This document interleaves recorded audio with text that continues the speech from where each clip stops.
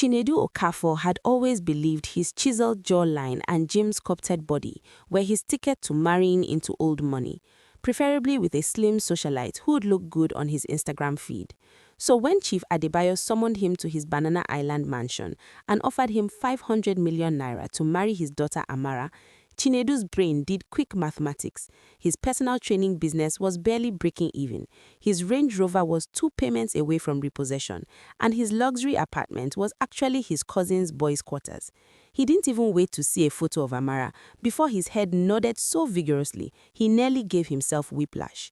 "Sir, I am honored to accept this proposal," he announced, already mentally spending the money on a real Range Rover, a penthouse in Ikoyi, and perhaps a small nightclub. The introduction dinner was where reality slapped Chinedu harder than his village aunties at Christmas.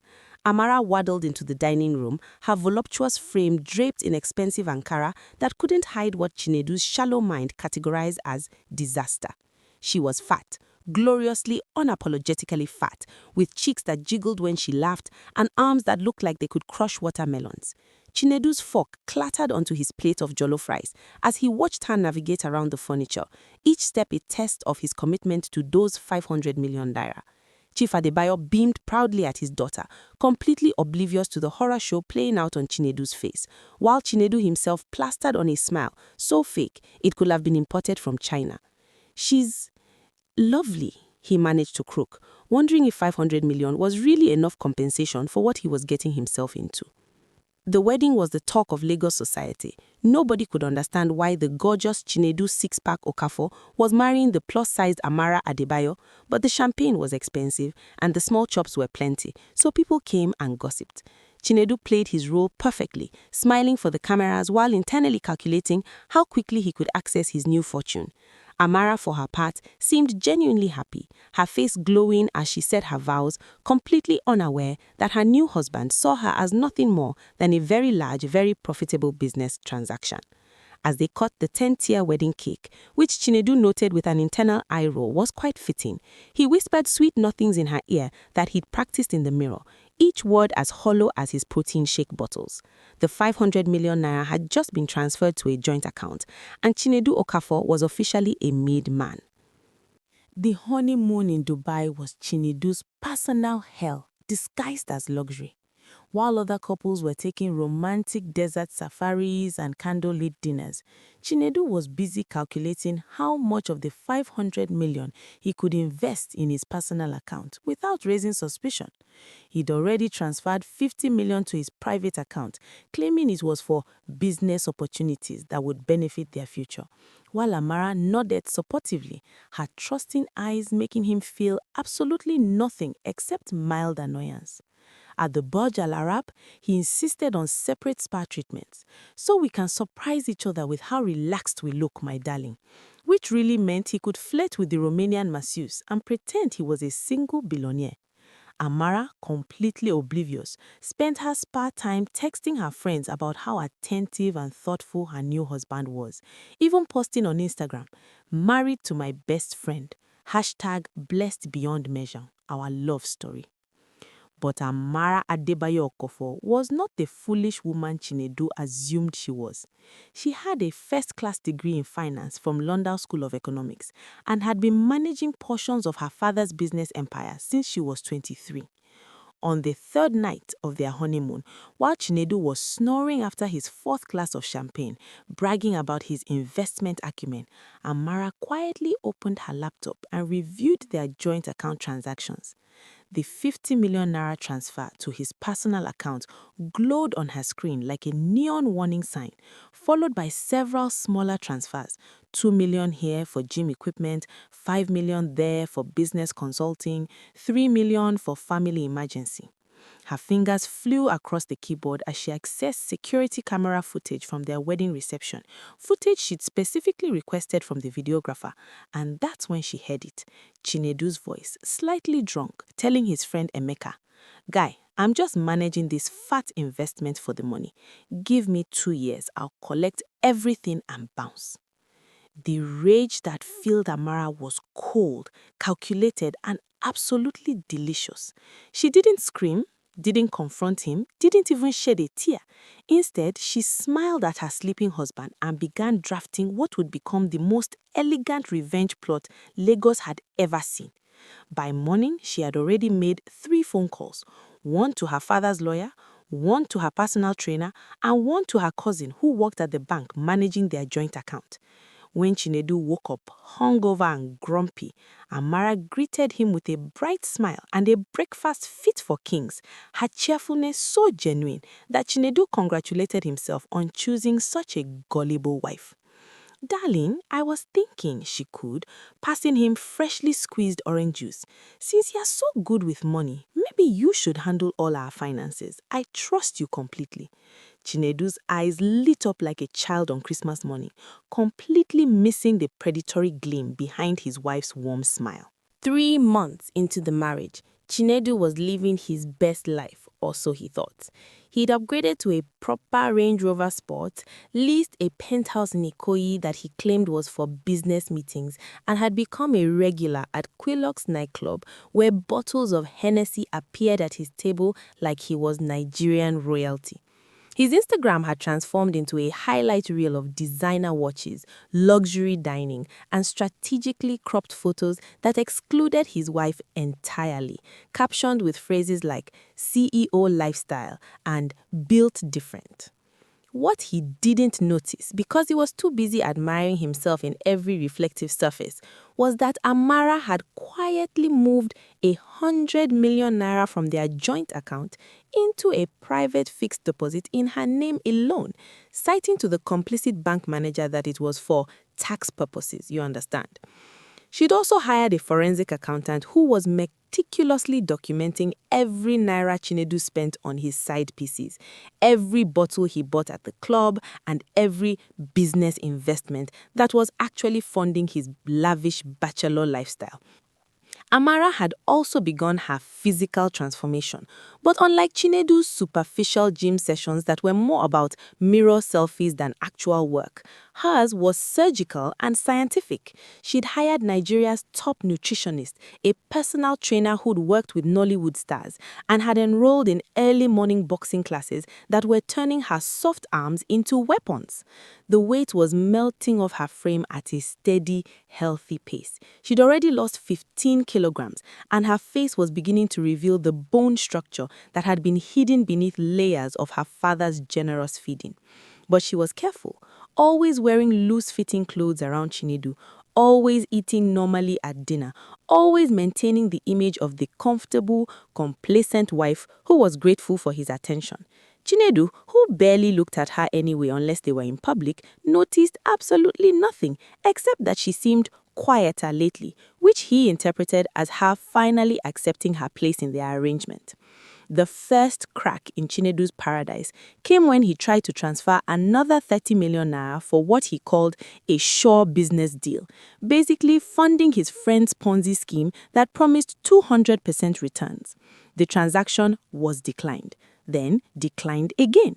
He refreshed the banking app 7 times, his perfectly groomed eyebrows furrowing in confusion before calling the bank in a panic. "Sir, your wife, Mrs. Amara Okafor, has restructured the account," the customer service representative explained with bureaucratic politeness. "All transactions above 5 million naira now require dual authorization." Chinedu's blood pressure spiked so dramatically, he nearly dropped his phone into his overpriced smoothie. When he confronted Amara that evening, she looked up from her laptop with innocent, doe-like eyes that could have won an Oscar. "Oh, darling, didn't I mention? Daddy's accountant suggested it for security purposes after those bank fraud cases in the news. You know how criminals target wealthy couples. I thought you'd approve of me being responsible with our money." Her emphasis on "our" was so subtle, so perfectly delivered, that Chinedu found himself nodding along, even as a tiny voice in his head whispered that something was terribly, terribly wrong. 6 months into the marriage, Chinedu's financial situation had gone from thriving playboy to confused middle-class man with expensive taste. Every transaction he attempted seemed to hit an invisible wall. The joint account that once felt like an unlimited ATM now had structures and protocols and required Amara's signature for anything substantial. He'd been reduced to asking his own wife for permission to spend money, a humiliation that burned worse than the time his protein powder turned out to be fake. His nightclub appearances had reduced drastically because his personal account, once flush with siphoned millions, was running dangerously low, and his boys at Quillox were beginning to notice that Chinedu's six-pack was suddenly always expecting an important call whenever the bill arrived. Meanwhile, Amara had become a ghost in their own home, always at business meetings or visiting daddy or at her mysterious early morning appointments that she never explained. And Chinedu, too absorbed in his financial anxieties, never bothered to ask. The revelation hit Chinedu like a downfall bus on Lagos-Ibadan Expressway. He'd come home early from the gym, which he could barely afford anymore, to find Amara stepping out of the shower in their bedroom, and for 5 full seconds, his brain refused to process what his eyes were seeing. The woman standing before him bore only a passing resemblance to the plus-size bride he'd married for money. She'd lost at least 40 kilograms, her body now curved in ways that made his gym clients look ordinary, her waist tiny enough to wrap his hands around, her face now sharp-featured and stunning in a way that made his mouth go dry. She was wearing a towel that showed off collarbones and shoulder that could have been sculpted by Michelangelo, and when she turned to grab her robe, Chinedu saw the definition in her back muscles that spoke of serious, dedicated training. "Amara?" he croaked, his voice betraying his shock, and she smiled at him, not the grateful, eager-to-please smile he was used to, but something confident, knowing, almost predatory. "Oh, you noticed," Amara said cheerfully, slipping into a silk robe that probably cost more than his gym's monthly revenue. "I've been working on myself, becoming the woman I've always wanted to be." She moved past him to her vanity, and Chinedu couldn't help but follow her with his eyes, his brain suddenly recalculating everything. This was not part of the plan. The plan was simple: marry the fat girl, take the money, endure for a respectable period, then leave with enough millions to live comfortably forever. But this new Amara, this gorgeous, confident creature who was now applying skincare with the casual grace of someone who knew exactly how beautiful she was becoming, this was a complication he hadn't anticipated. For the first time since their wedding day, Chinedu actually looked at his wife, really looked at her, and felt something shift uncomfortably in his chest. "You look different," he managed, and Amara met his eyes in the mirror with a smile that didn't quite reach her eyes. "I know," she replied softly, almost sadly. "I'm not the same woman you married, am I?" The question hung in the air between them, loaded with meaning that Chinedu's increasingly panicked brain was just beginning to comprehend. The transformation of Amara Adebayo Okafor became the hottest gossip in Lagos high society, and Chinedu watched his social standing flip like akara in hot oil. Suddenly, every party invitation, every club appearance, every business opportunity came with "please bring your beautiful wife" attached, and Chinedu realized with growing horror that he'd become Amara's accessory rather than the other way around. At a gallery opening in Victoria Island, he watched men who'd never given him a second glance, real billionaires, not fake ones like him, practically drool over his wife as she discussed contemporary African art in flawless English, her body draped in a custom Diolas Agüe dress that hugged curves that shouldn't legally exist. His friend Emeka, the same one he'd confessed his gold-digging skin to, actually had the audacity to whisper, "Guy, how did you manage to lock down that babe? She's out of your league now." The comment stung worse than any insult Chinedu had ever received, mainly because it was absolutely, devastatingly true. But the final financial blow came during a family dinner at Chief Adebayo's mansion, where Amara's father casually mentioned restructuring his will. "Amara, my dear, since you've shown such maturity in managing your marital finances, I'm putting you in charge of the trust fund, all 2 billion naira of it," Chief Adebayo announced, completely oblivious to Chinedu's folk clattering onto his plate for the second time in this cursed family. Amara smiled serenely, thanking her father while Chinedu's mental calculator went into overdrive. 2 billion naira that he now had absolutely no access to because he'd never bothered to actually build a real relationship with his wife. After dinner, as they drove home in awkward silence, Chinedu checked his banking app and nearly swerved into a gutter. The joint account, the beautiful, bountiful joint account that had funded his lifestyle, now showed a balance of 12 million naira. Somehow, over 6 months, 488 million naira had vanished like his dignity, redistributed into accounts and investments he couldn't touch, restructured into assets he couldn't access, all completely legally because he'd been too busy playing big boy to pay attention. That night, Chinedu did something he hadn't done since his mother died. He cried. Real, ugly, shoulder-shaking tears that came from the realization that he'd fumbled the biggest opportunity of his life by being too shallow to see what he had. Amara found him in the living room at 2 a.m., his face buried in his hands, his phone displaying his pathetic account balance like a glowing reminder of his failure.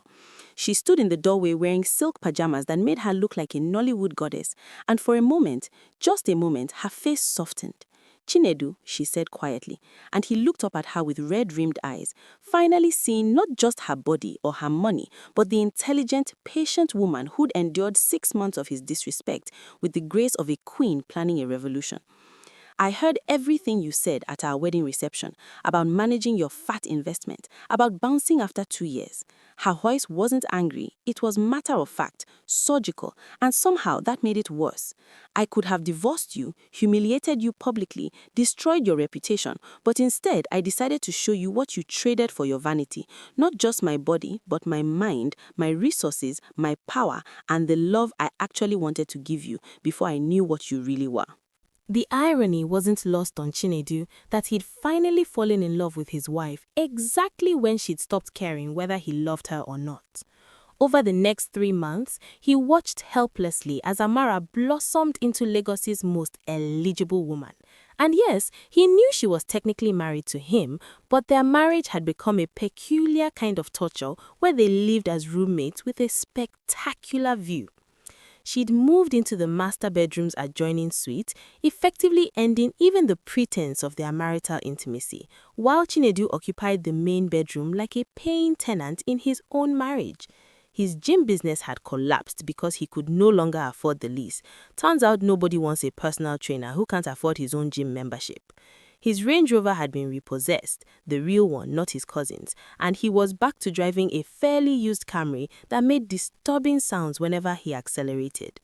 Meanwhile, Amara had been featured in This Day Style magazine as one of Nigeria's most inspiring entrepreneurs, having launched a plus-size fashion line that celebrated women at every stage of their journey, funded entirely by the money she'd carefully extracted from their joint account while he was busy playing big man at Quilox. The final crushing blow came at their 1-year anniversary dinner, Amara's idea, surprisingly, at a private restaurant in Lekki where each meal cost more than Chinedu's monthly income. She looked absolutely devastating in an emerald green dress, her weight loss having stabilized at a healthy, gorgeous figure that turned every head in the restaurant, and Chinedu sat across from her feeling like the world's most expensive fraud. "I'm filing for divorce," Amara announced calmly, cutting into her perfectly cooked steak with the same precision she'd used to dismantle his finances. "You'll get nothing, of course. Prenup, remember? The one you signed without reading because you were too busy calculating how to spend my father's money." She took a sip of wine, her eyes meeting his without malice, just a calm, settled finality. "But I wanted to thank you, actually. You taught me that my worth was never in how I looked or how much I weighed. My worth was always in here." She tapped her temple, and here she touched her heart. "You were so busy seeing a fat girl with money that you never saw the woman who would have actually loved you, who would have built an empire with you, who would have made you genuinely rich instead of just temporarily comfortable." Chinedu left that restaurant and drove his protesting Camry to Bar Beach, where he sat on the hood watching the Atlantic Ocean waves crash against the shore, each wave a reminder of opportunities lost to vanity. His phone buzzed with a message from Emeka. "Guy, I just saw your wife with Kunle Adeduna's son at the art gallery. Them they look cozy, oh. You don't fall my hand." He didn't even have the energy to respond. The final twist of the knife came 3 months later when the divorce was finalized, and Chinedu found himself back in his cousin's boys' quarters, scrolling through Instagram to see Amara, now back to using Adebayo only, at Paris Fashion Week, stunning in haute couture, her arm linked with some Swedish philanthropist who looked at her the way Chinedu should have from day one. His own Instagram, once full of fake luxury, now sat dormant because he couldn't afford the lifestyle to photograph. As he lay on his cousin's couch eating the beans his aunt had cooked, Chinedu finally understood the expensive lesson he'd learnt. He'd been offered 500 million naira and a woman worth far more than that, and his shallow soul had managed to lose both. Somewhere in Paris, Amara was sipping champagne and living her best life, while Chinedu discovered that the real poverty wasn't in his bank account, it was in the mirror, staring back at him with regret in its eyes, and nothing but expensive lessons learnt too late. Thank you for watching. Don't forget to like, subscribe, and share.